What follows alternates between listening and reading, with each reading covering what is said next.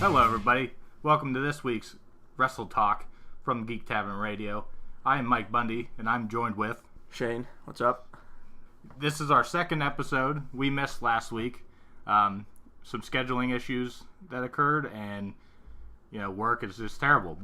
And I think it was an all right week to miss because I did not like wrestling very much last week at all. Wasn't a good week. With the exception, we can touch on a little bit. The Smackdown main event from last week was phenomenal. It's the main roster match of the year so far. Yeah, it's by far a very high contender for match of the year. Oh yeah. So not last night, terrible with days. Monday we started with Raw, and the show opened kind of weird in my opinion. I agree. We got Ronda Rousey came out. Now, if Ronda would have came out and just did a promo for everything she's doing with Alexa Bliss, that would have been fine. But she, for some reason, got the pleasure, I guess you could say, to pay tribute to Jim the Anvil Neidhart, who we lost on Sunday.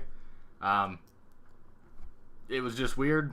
I don't know why they put it in with the storyline. It was like the guys on Body Slam said this too, and I agree that if it was an Natalya feud, it would have been kind of okay, but it was just weird tying it into Ronda Rousey and Alexa Bliss. Yeah, I mean, it was... And I don't think the crowd liked it either because they started booing. Yeah.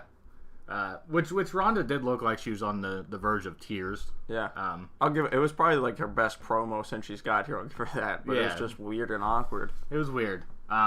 So with Natalya being gone, she brought in Ember Moon, basically to fill that void. Yeah. And Ember Moon got to face Alexa Bliss, and it was an okay match. I mean, nothing great, nothing.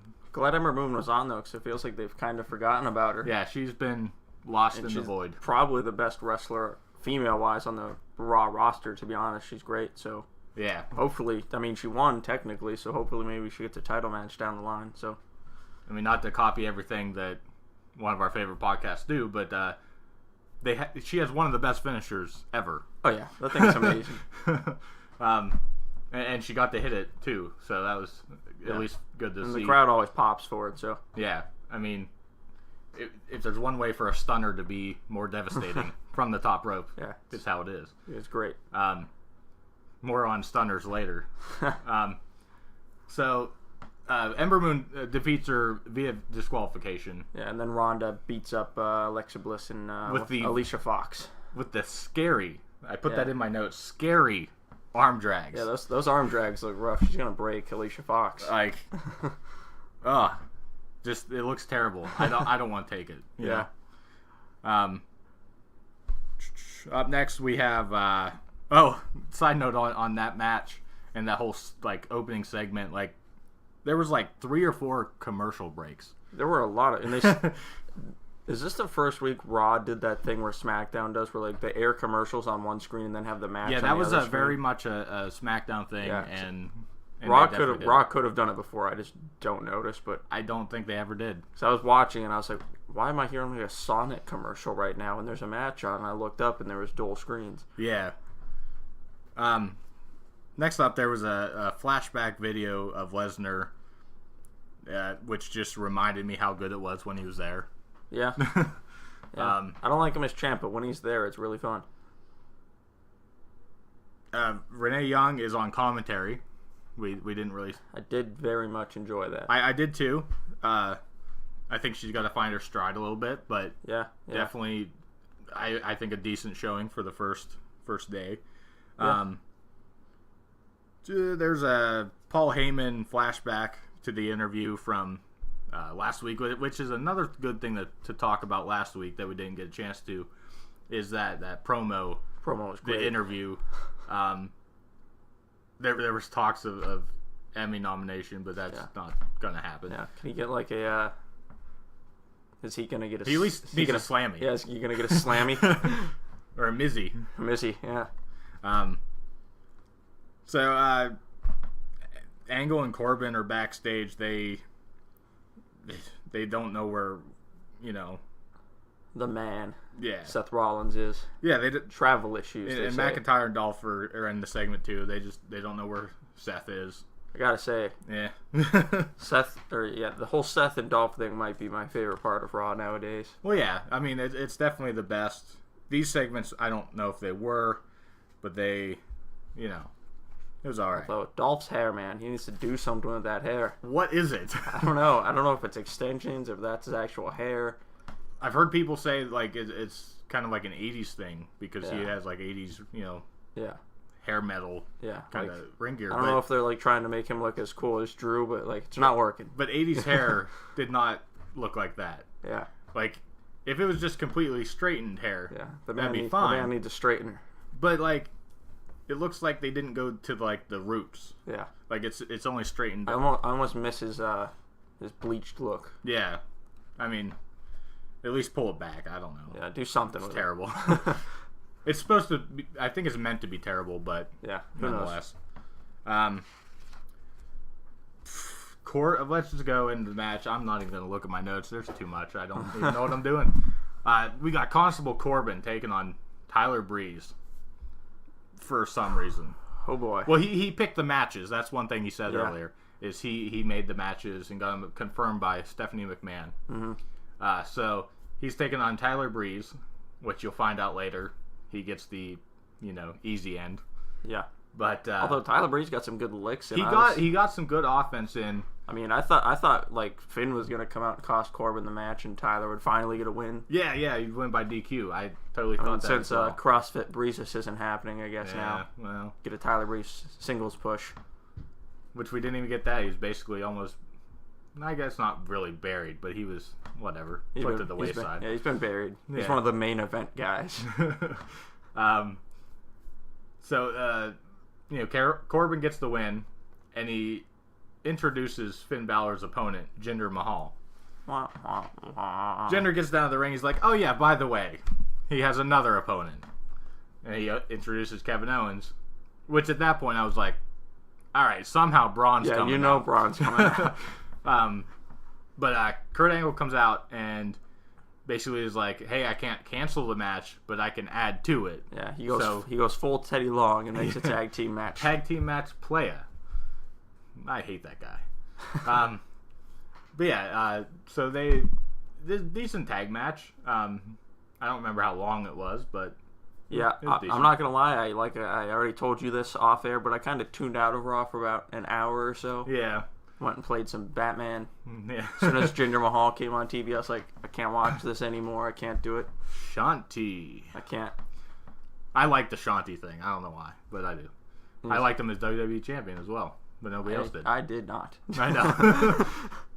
But I do like Kevin Owens, Braun, and Finn, so maybe I should have stuck around and then skipped out for the next one. But yeah, I don't exactly remember what happens, but I really want Braun and Finn to like become a tag team. Like they team up like once a month or twice a month, and they're always fun to watch. Yeah, everybody's kind of thinking that. Like, I don't know. Not that I think Finn Balor's small, and that's what I hate about this whole Finn Balor thing. It's literally the same feud as Daniel Bryan and Big Cass. It's just stupid. Yep, and it was stupid then. Yeah. And that was only a couple months ago. Yeah. But, Braun and Finn get the win, and... Yeah, well, I don't think Kevin Owens is winning. Braun's been getting over on him. I think Kevin might sneak. I'm telling you. I have that Big Show theory. I've been talking about it for months. Oh, man. So this is an ongoing theme where I don't get to see it because... It's the ongoing bathroom break of Raw. Well, apparently it is a bathroom break because they cut it off the Hulu. It's always the chopping block. We got Elias... An Elias-inspired local competitor. What was his name? Ricky Roberts or something like that? Something like that, yeah. He was a local talent. They attacked Bob. He attacked Bob. Which I wish WWE.com would just put Bob. I want a Bob t-shirt. Bob. Just his face that says Bob. If there's one thing Roman Reigns did that gets over, Bob. Yeah. His headband should say Bob. Bobby Lashley. That'd be great. I might become a fan. What is it? 2 weeks ago they started this feud. That was a terrible segment for our first episode. Well, they're not even on. Are they on SummerSlam anywhere? I think they mentioned that Elias is going to be playing his best song ever, so I'm sure it'll be just another segment like this. Yeah.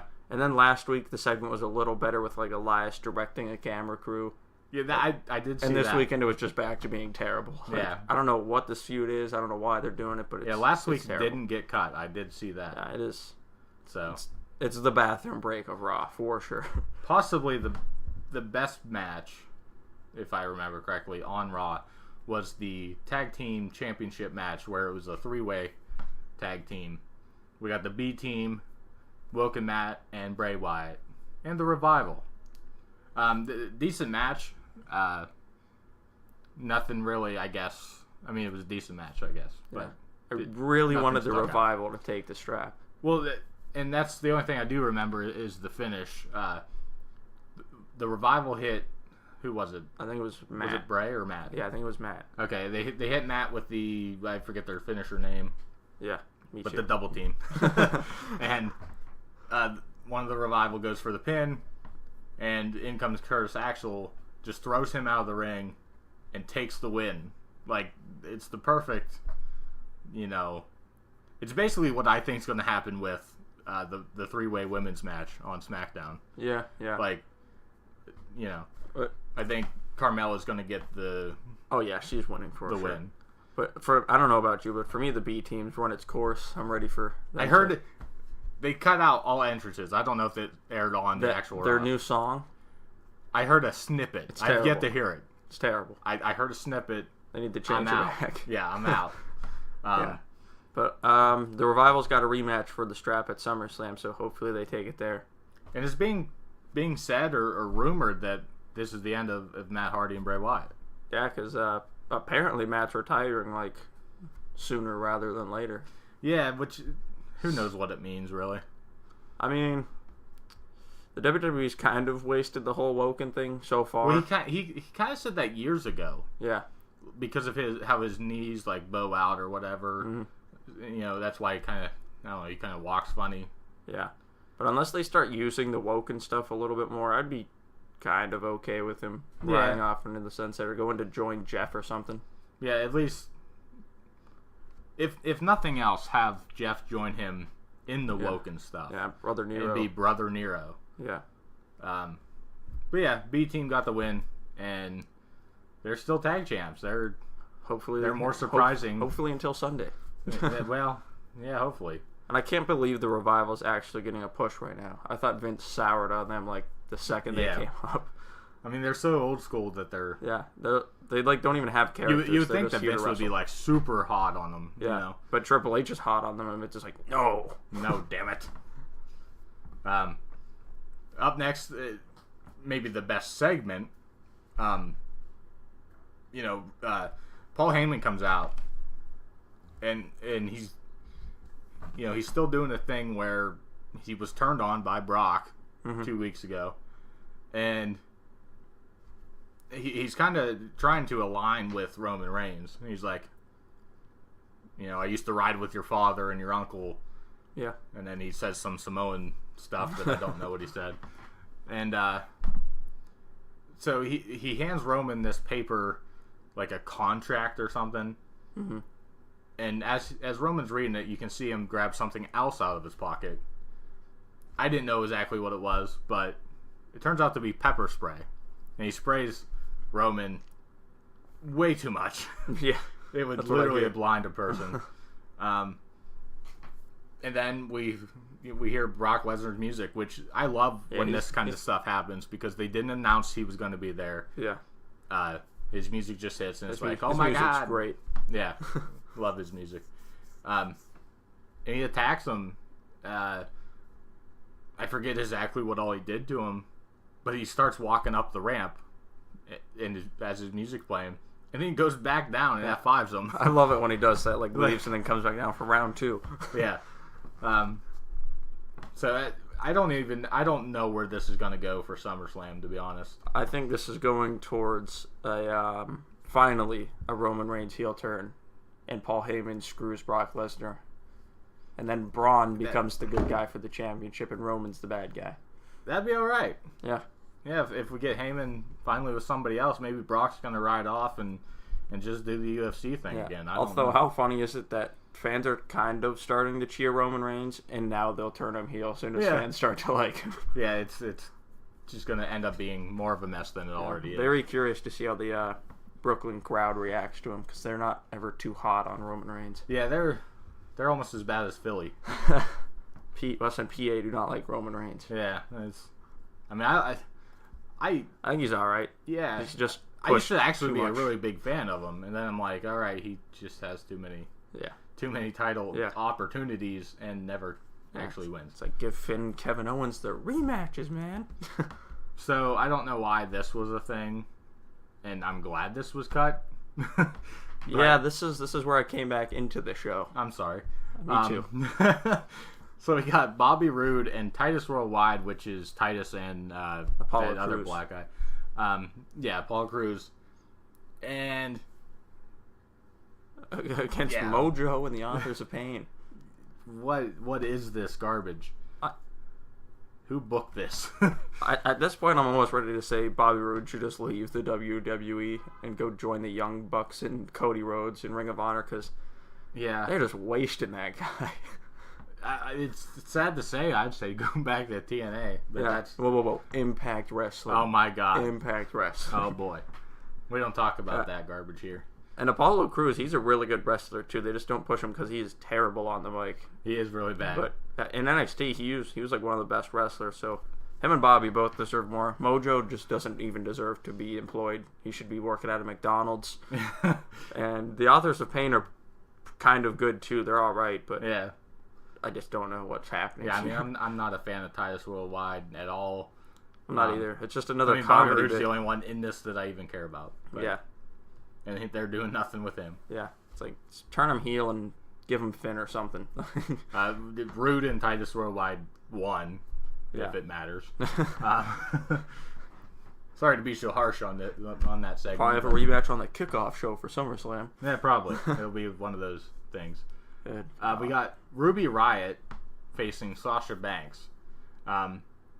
Again, this was cut because I don't remember seeing this, which is weird. But it was an alright match. I kind of expected more because like a month or two ago before Ruby Riott got injured, these guys were going at it, and they kept having really good matches.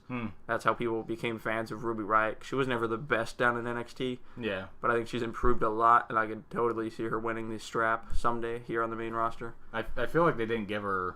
She wasn't there long enough to really be given. Yeah, she wasn't down in NXT very long, but I'm almost getting, like, it's just the same, like, it's always just Sasha and Bayley versus the Riot Squad every single week, and it's like, I don't know if they're, like, they just need to, is this the feud that they're going to introduce the women's tag team titles in or something? Yeah, I don't know. It's like, introduce them already then, because... Yeah, it's getting stale. Not to rip off the guys on Body Slam, but what they said was everything on the show, other than like the Bobby Roode match and this, led up to something at SummerSlam, and these matches were just like hey, we still have a third hour, throw these matches in there. Yeah, literally, like, and that's what was cut. It's kind of weird, like they're all within this, the last hour almost. Yeah, it just felt like they were like, oh man, we still have 45 more minutes. Like they were really planning on people sticking around for the final thing with Seth Rollins. Yeah, is he going to show up and sign the contract? Obviously. But we'll just go into that. My favorite segment of the show. Yeah, I mean, it was great. Even though it was pretty short, actually. Yeah. Like the good part. Kurt came out and introduced, or I guess he didn't introduce. He was about to introduce. Yeah, Dolph he was about and Drew, to. And they come out and Dolph cut a great promo. Well, Kurt talked about what Brock Lesnar did. He was like, "I'm not going to suspend him or strip him of the title." It's like, yeah, obviously. Yeah. And then, like you said, Dolph and Drew interrupt them. They're cutting whatever promo. I really like Dolph's how he was talking about how, like, the fans were like Seth Rollins today, but next year they'll probably be on someone else. And it's kind of true, because, like, they were on, who was it, a couple years ago? They were all about Daniel Bryan, and now Daniel Bryan's still really popular, but he's not as popular. Yeah. Like AJ Styles and Seth now. Yeah. They were all about Finn, and Finn still gets reactions, but it's Seth's time now. Yeah. So they do get wishy-washy. Yeah, it's fans are weird. I do like that he referenced that he does stand-up. That was the first time WWE's really let him plug his stand-up Yeah, comedy. he's like, I should just go do... And he's like, if Seth doesn't show up, I'll just go do a stand-up Yeah, bit at the whatever club. Yeah. So, long story short, Seth, his music hits. Fans go crazy. He comes out in ring attire. Yeah, that was weird. Which bothered the crap out of me. I already knew Ambrose was there from good old Twitter. But as soon as Seth came out in ring gear, I'm like, okay, something's up. That's kind of... So, Seth comes out, and he does eventually lead into, hey, I've actually been here for a little bit, which makes sense why he's in ring gear then. But, I liked how he was like, I have been dealing with travel issues. They just weren't my travel issues. They weren't exactly my travel issues. Earlier in the show, Dolph was reading the contract backstage with Kurt Angle, and he mentioned like the part where it says that Seth can have somebody in his corner, and Dolph's like, well, man, why is that or whatever? And he's like, well, you have Drew McIntyre, and he just kind of was like, okay, whatever. So that's what Seth Rollins, was like, hey, there's actually a reason that was put in there, because you're bringing the what is he? Swedish? Is that what he is? Swedish psycho? Psychopath? Yeah, something Swedish like psychopath or something. He's like, well, I'm gonna bring a lunatic in my corner. And people are like, I'm like, dude, I knew this 20 minutes ago. I kind of thought that he actually wasn't there. I thought they were going to wait to bring him back at SummerSlam because they waited a minute for his music to hit, and then I was like, what? Yeah, I realized I don't really like his music. I like the beginning, but after that it just does the same thing over. Yeah, it's just repeating the same beat. I did like Michael Cole. He kind of reminded me of like Jim Ross when Ambrose's music, and he's like, the roof just blew off the arena. Yeah. So they run down to the ring, beat up Ziggler and Drew, and I'm sure after they went off the air, Dean wrestled. I can't remember who he faced. faced. It was a tag team match, I think. Yeah. And Dean's got some guns on him now. Dude, he is jacked. he's eating whatever Ben Affleck for Batman was eating. Yeah. Got his new cut. He's got his and people are calling him like, saying that he looks like Triple H, and I'm like, I just don't see it. Baby Triple H, no, I don't see it either. I'm like, I'm not sure I like the haircut though. I never quite realized how weird of a dude. I mean, he's balding, so like, at least when he had the longer hair, he could push it to the side, and he almost had the reverse Baron Corbin. He looks better with the long hair. Yeah. But he might grow it out. He's turning on Seth at SummerSlam. For sure. Just the mean look he had the whole time. I was like, you're supposed to be the face. Seth kept like trying to hug him and stuff, and he just kind of like kept doing his lunatic thing. I was like, oh yeah, he's going bad, guys. And they didn't make a big deal, but they did the shield fist thing. I saw this picture on Instagram, and it had like Tommaso Ciampa when he came back and turned on Johnny, and then it had Dean, and it was like they almost look the same, and it's like Dean's got the turn on your best friend look down. I just gotta wait for Sunday. Yeah. I think that is a very likely thing to happen. Yeah. I actually think Seth might win the title back too, and then Dean will beat him up. Maybe they'll feud for it. Yeah, I feel like Dolph deserves more time with the title though. I do too. Dolph's proven himself again since he came to Raw. Yeah, and it's one of those things you think about it before it happened. The whole Dolph and Drew McIntyre friendship. You would have never picked those two to be a thing. I've always paired up Dolph and The Miz. I don't know why, but I was like, they go. That makes sense, yeah. But this is definitely a pairing that works, and I think they can get much more out of it if he stays champ. But yeah. Either way. Although maybe if the Revival loses again, Dolph and Drew can take the tag titles. Yeah, maybe they'll beat the B team down the road. I don't know. The best team. The best worst team. I thought it was an alright episode of Raw from what I saw. It was definitely better than last week's. I would say the week before that was better yet, but yeah. I mean it's just a lot of the little snippets showing what we're gonna get at SummerSlam. That was a lot of the show. Dude, so much. The preview, I guess that you would call it, where they talk about the matches at SummerSlam is like 10 minutes long. Yeah, it was ridiculous. I didn't realize there were that many matches on the card. Yeah. I don't know where I put my water. There it is. the call through for SummerSlam was almost as long as actual SummerSlam. Yeah. Moving on to SmackDown. Which is so damn good. Yes, the results are very small looking on the screen right now, which obviously you guys out there in podcast land cannot see, but it definitely it looks like less, but it was definitely more. Oh yeah. Beginning of the show, Charlotte, Becky, and Carmella all come out to a face-to-face Yeah. to start SmackDown. Like, it's not a match, they were just cutting promos on each other.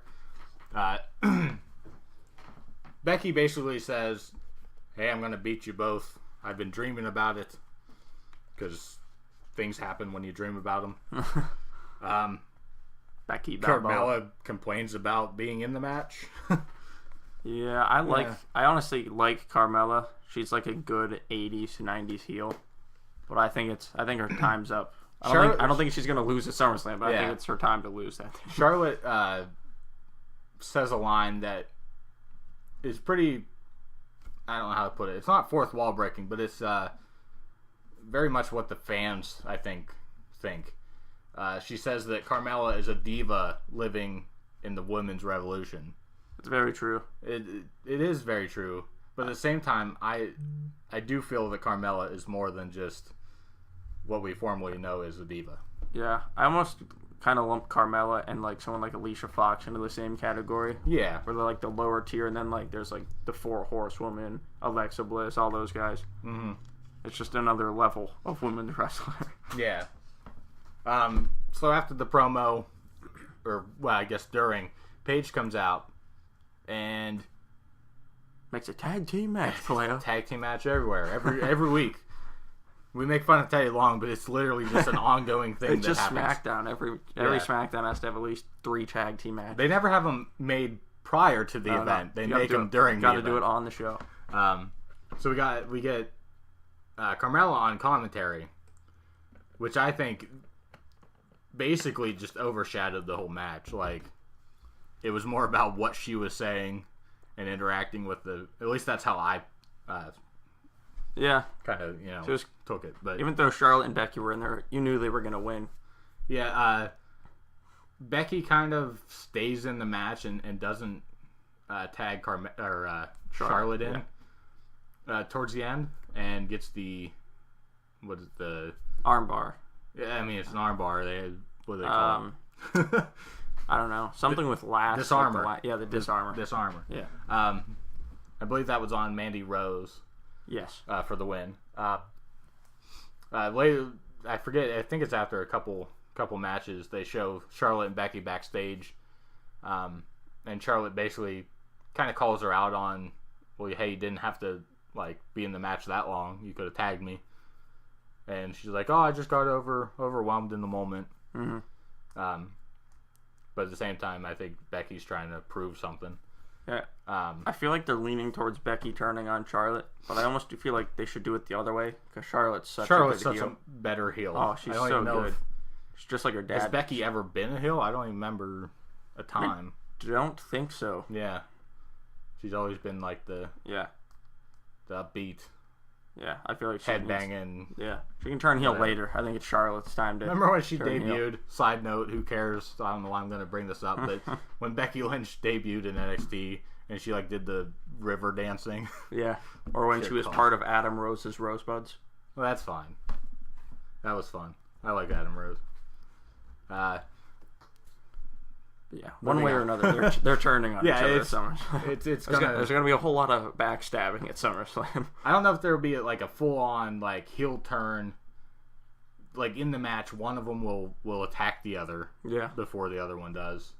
Yeah, the actual heel turn might be on like Smackdown next week or something like that. Yeah. If that person wins the title, then we'll get the full heel turn. I'm tired of their T thing. They're trying to make it like it's weird. Freaking like a wolf pack thing. It's like, is that their version of like, because like they were like, was that T? Yeah, it was T. It's like, what the hell does T mean? Yeah, we don't even have a definition of it. It's kind of like, what's a Rusev? What's Rusev Day? Up next, we get the worst group of guys name ever. Triple Threat. The Triple Threat. It sounds like a boy band from the 90s or something. They just get demolished by the Bludgeon Brothers. Yeah. Why they have to feed these kinds of people to the Bludgeon Brothers? Why are the tag team champions facing they're random champs. talents? They're not new talent like what they did with Ryback or whoever. Like Braun. Like down in NXT, it's fine. When you get first called up, maybe. But like you're the tag team champions. Give them the Good Brothers or something. Like, yeah. Give them the Bar. The Bar wasn't on this week, which is disappointing. Yeah, they could have just had a decent match with the Bar. Bludgeon Brothers versus the Bar. After last week, you think they want the Bar more on TV, not the Triple Threat. Yeah, the Bar wasn't even on TV at all. Yeah. I don't even like the Bludgeon Brothers. I just want neither. The New Day. I hope they destroy the Bludgeon Brothers at SummerSlam. I mean, we didn't say it on air, but you talked about how you would rather the Bar would have won. Yeah, I love the Bar. They're great. I agree that they should have won because they are much more of a threat, I think, to the Bludgeon Brothers. Mm-hmm. Just they're, Sheamus is much bigger. Haven't we seen the New Day versus the Bludgeon Brothers before? I think so. Isn't that who the Bludgeon Brothers got the titles from? It might have been. I don't even know. Speaking of the New Day, they have a 6-man tag with Sanity. And it's probably for the second week in a row the New Day has the best main roster match on TV.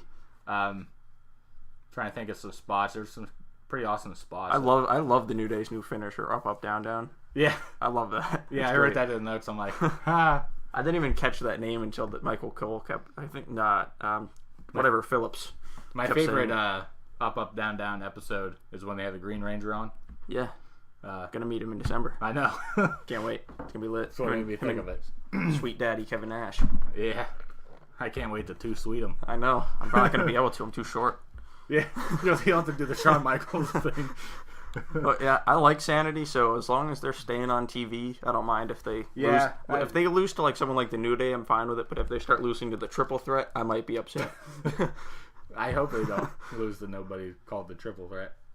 Although I thought maybe Sanity would be the team to maybe take the strap off the Bludgeon Brothers. That would have worked too, yes. Yeah. Sanity, Eric Young's a veteran. He's great. Killian Dane's like crazy good for how big of a guy he is. In my notes I wrote, Eric Young should be much bigger star. Yeah, and I couldn't tell you the third guy's name even if I wanted to. Alexander Wolf. Only because I just watched it before he came here. I think they're just waiting for Nikki Cross to join them to really push Sanity. Yeah, that bugs me. I think she's coming soon, but it bugs me that she's not with them now. Yeah, from last week's NXT, it bugs me because her music's different, but it's literally the same. It's almost like Roman Reigns' music. It's a Shield music, just a little different. Yeah. So yeah, that bothers me that she didn't get called up, even though she was there for the women's announcement, the WWE Evolution. Well, she's been touring with the Smackdown Live house shows. Yeah. So I think it's right after SummerSlam. I'm sure she'll be. Yeah, maybe she'll be one of the first ones. Yeah. Speaking of call-ups that are pretty recent, Andrade Cien Almas faced Aiden English because Aiden was like, "Hey, I'm gonna get retribution," because they showed a recap of all the mishaps that he's had, and the one that was 2 weeks ago wasn't even. It was literally because it was Lana's fault because she got distracted by what they were doing outside the ring. Yeah. And got rolled up by Zelina Vega. And that wasn't a mishap for him. He didn't run into her or whatever. So it was weird. But Cien gets the victory pretty easily, actually. Yeah, and then I love Andrade. He's so good. I don't like him. I love him. I like Zelina Vega. I want him to feud with Jeff Hardy so bad.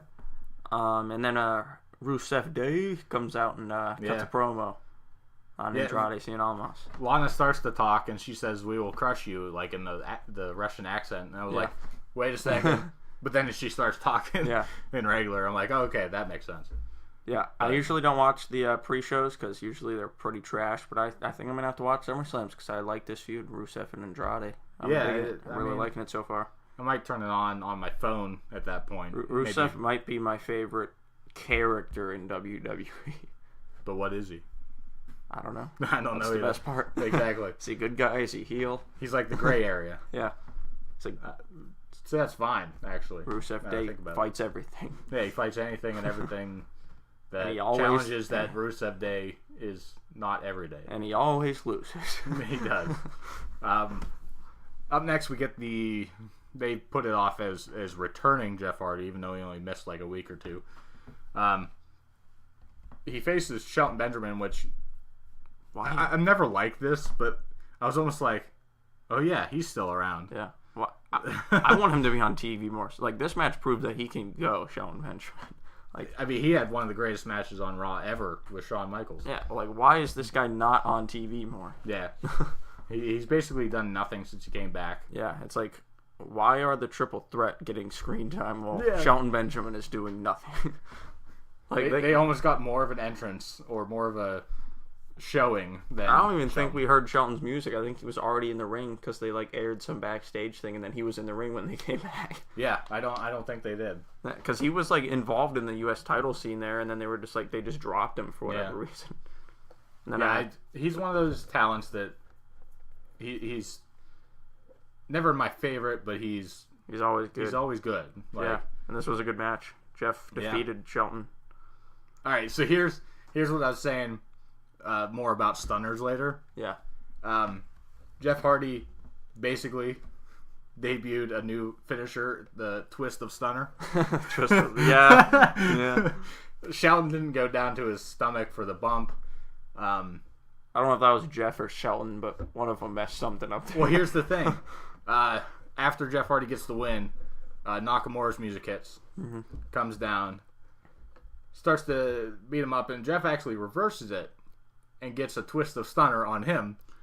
And Nakamura took it the same way. Yeah. I wonder if it's maybe he went down a little more, but he didn't. I wonder if it's because of Jeff having back issues, if he can't like do it the same anymore or something.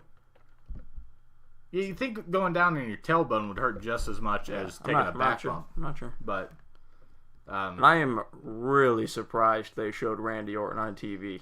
That was in my notes as well. Because I thought for sure, I was like, oh, Jeff beat up Shinsuke and we'll just go to... And then they showed Randy and I was like, ooh. Yeah, the first mention of Randy Orton on the show was, I think, preluding to the match here. Yeah.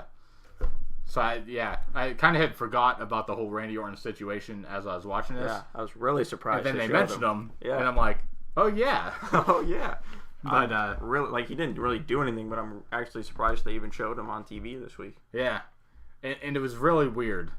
I'm glad you brought it up, but it was really weird. He was like watching from...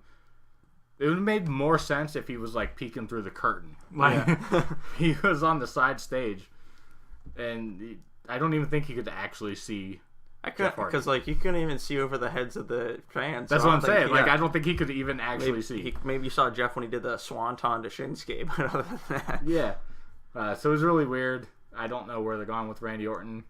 Maybe to the unemployment line. Well, him being on TV, almost, hopefully not. But yeah, so I love Randy Orton, but that would be a crazy thing. Yeah, I don't think they'll fire him. Maybe like a 90-day suspension or something. But they're not going to fire Randy Orton. Yeah. So that was actually the match that finished the night. That was the main event match. Yeah, we only have the last segment here with. I really like this segment. It was weird. I thought. AJ Styles, I forget what he was even saying, to be honest. I think he was like basically like after was it last week? He basically just admitted he's a shit father. Yeah, that was terrible. That was a terrible thing. Terrible segment. I think this one was like thanking his wife for like letting. Well, that's him right. do this Like he was holding his wife, and his wife was like, "Hey, man, you can't lose your cool like that," you know. And basically that was the gist of it. Samoa Joe's music hits. He comes out. He's just standing on the stage. He looks pretty cool in this outfit that he's wearing. Yeah, because when he first came onto the main roster, he was like the Hitman character, and he had like the suits, and he always looked really cool. So I hope they start doing that again, because he looks smooth. He's got like his fresh haircut and everything. Maybe we'll start Fortune again. Fortune, yeah. There was a time when TNA was decent. So Aces and eights. He's cutting this promo, and he said he has a letter from a fan. And he reads the letter, and caught a glimpse of it. It looks like it was actually it was actually written because I was like, it's gonna be blank if he turns that. Yeah, there was actually writing on it. Yeah. Whether or not I'm sure it said what it said, just so it would go smoother. But although, who knows? It probably was like Road Dogg show notes or something. Yeah. Just like, take these out, Joe. Oh, you didn't know? Got to read this tonight. So it's basically saying like, you've showed me the way. AJ Styles really isn't. He doesn't want a wife, or he doesn't want kids. And all he that doesn't stuff. want a wife. The only thing he cares about is the title. Just go watch it because I can't reiterate what it says. But it was weird until he revealed that. And then at the end, he revealed he said sincerely, whatever. Wendy Styles. Yeah. Which I don't know if that's actually his wife's name. It probably is. But I don't know if that's his wife or his daughter. I don't know. Well, that's true. I don't know. Not sure. But either way, it literally just cuts there. Like, I thought that was like a away. good stinger because AJ was like obviously flustered. He was in the ring like, oh, what the hell? He got no rebuttal though. Yeah, he didn't get to respond. So I thought it was a weird ending. I liked the note thing. That was cool. But it was just a weird ending. Well, it's kind of cool that Joe actually listened to Paige and didn't go beat up AJ Styles. Well, that's true. Yeah, he saved it all for SummerSlam. Yeah, which I think that match is gonna tear the roof off the place. Like I've been waiting, I hope it does. I've been waiting years for those guys to go at it. And one thing that actually isn't on the results here is possibly my favorite part of this week's SmackDown is all the things for the Miz and Daniel Bryan. All like the recaps. We didn't even get to talk about this. Yeah, I forgot. What is it? 8 years in the making now, Daniel Bryan. 8 years in the making. I really how it showed like all the stuff down in NXT when NXT was trash. The first package showed all this NXT stuff, and the biggest thing I took away from it was Daniel Bryan had 10 matches in that NXT, and he lost all of them. Even the Great Khali. Who loses to the Great Khali? Apparently, beginning Daniel Bryan. Yeah. But it was cool. It's weird how things just go together. Yeah. Because, excuse me, his first win on WWE television was against The Miz. Yeah. Like, how crazy... There's no way this was planned out. No way. It's not the MCU. Yeah. Vince isn't that smart. But it's just crazy how well this comes together.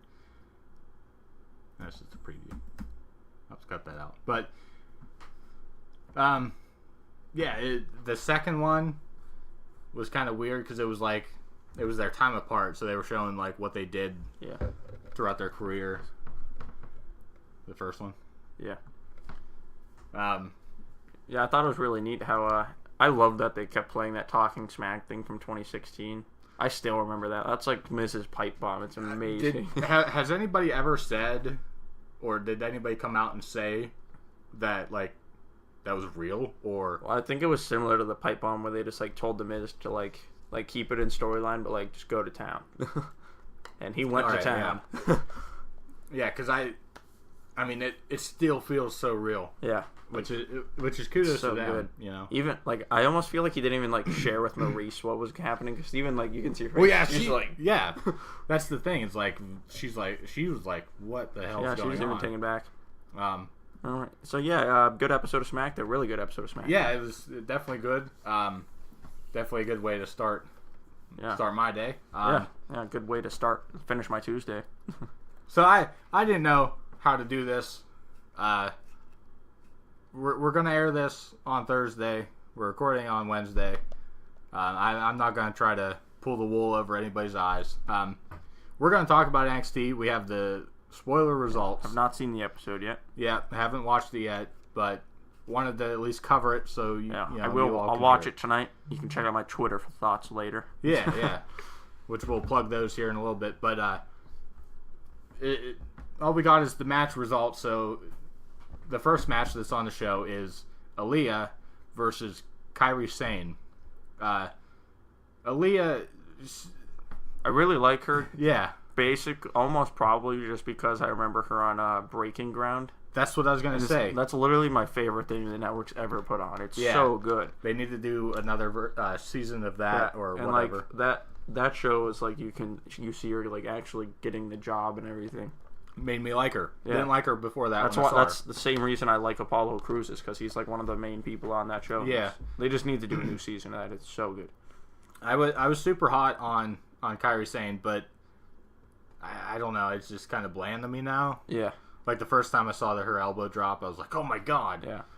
But then it I don't know. It just died down. Yeah. Who cares? And but she's facing what's her name? Shayna Baszler. Yeah. The other 4 horsewomen. Yeah.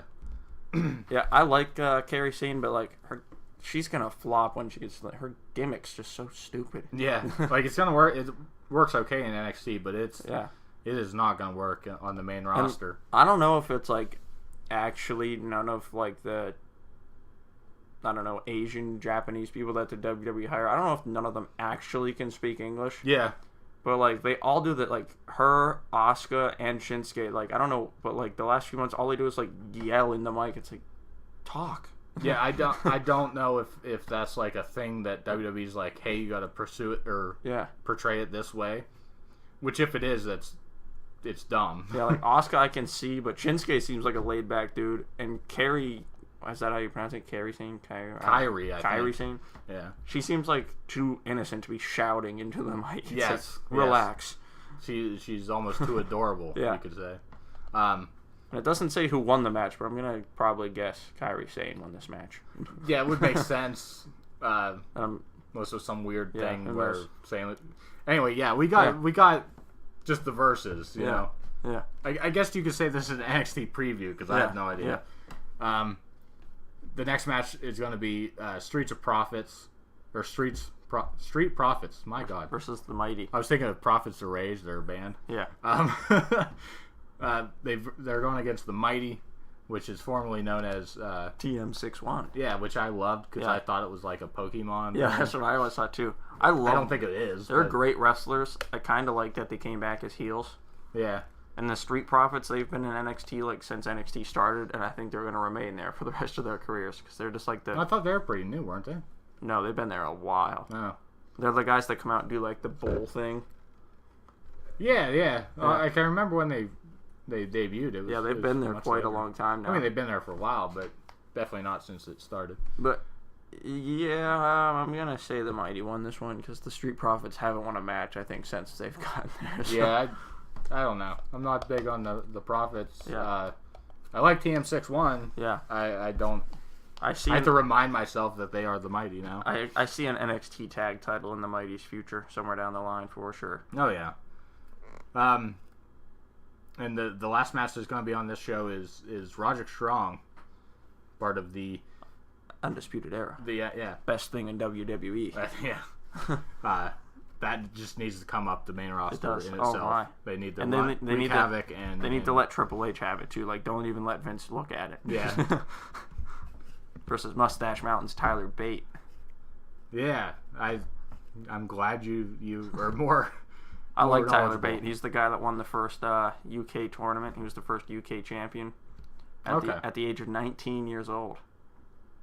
It makes me feel terrible because I'm 19 and have not won a WWE championship. How do you think I feel?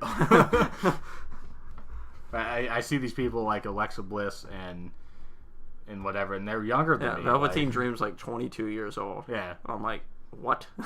Yep. I'm sure this match tears the house down. I would imagine. They always tear the house down, the Undisputed Era. Like, I don't think they know how to put a bad match on. Roderick Strong, before he joined the Undisputed Era, I just didn't buy him. I mean, I knew he was a good worker. Yeah, he was good. He just didn't have a character. Like, he was just there. Yeah, he was just a dude. Yeah. Like an underdog. Yeah. And I'm like, I don't buy it. But yeah, I'm sure that match is great. Yeah, they brought him in to take, is it Bobby Fish he is taking spots for, or Kyle O'Reilly? I can't remember which one's injured. Bobby Fish. Yeah. So Kyle O'Reilly's the one that does the guitar thingy with the belt. Yeah, I'm interested to see if Bobby Fish is gonna take that title back once he comes back. Like, are they just gonna have Roderick be like, "You actually won this, so here you go"? I mean, I hope that they keep all four of them. I'm sure they'll be all four, but I'm like, Roderick Strong might like give the tag title to Bobby Fish. That'd be cool. Yeah, be like, hey, held this for you. Maybe Roderick could take that North American Championship, and Adam Cole could be the NXT champion. run the show. I mean, somebody would have to. I don't think they're gonna face each other for it. That'd be weird. But done weirder stuff. Yeah, So. I mean, I'm sure it'll be a great show. Yeah, NXT's always great. We can briefly talk about it on our next episode. Yeah. But are we doing a SummerSlam show? Probably, if you're gonna come over and watch it, if you want to. Yeah, I'll come over. We're gonna watch the pre-show. So maybe. So we can celebrate Rusev Day. Yeah, maybe. We'll figure all that out. But for now, tell everybody where they can find you on the social medias. You can find me on Instagram just at Shane St. Laurent. That's STLAURENT. And then my Twitter's the same thing, just with a 1 at the end. So yeah, follow me on both places for all the wrestling goodness. You can find me on Twitter at MikeBundy316, on Instagram at MikeBundy316, and you can find mostly the game stuff. I don't really tweet wrestling stuff at Geek Tavern on Twitter, but we do share the show on there. So we ended it cold turkey last time because I suck at intros and outros. But thank you guys for listening. Share it with all your friends if you like pro wrestling. And in the game world, we say press start and keep on gaming, but this ain't the gaming world unless we talk about WWE 2K19. Oh, we will. We will. We definitely will.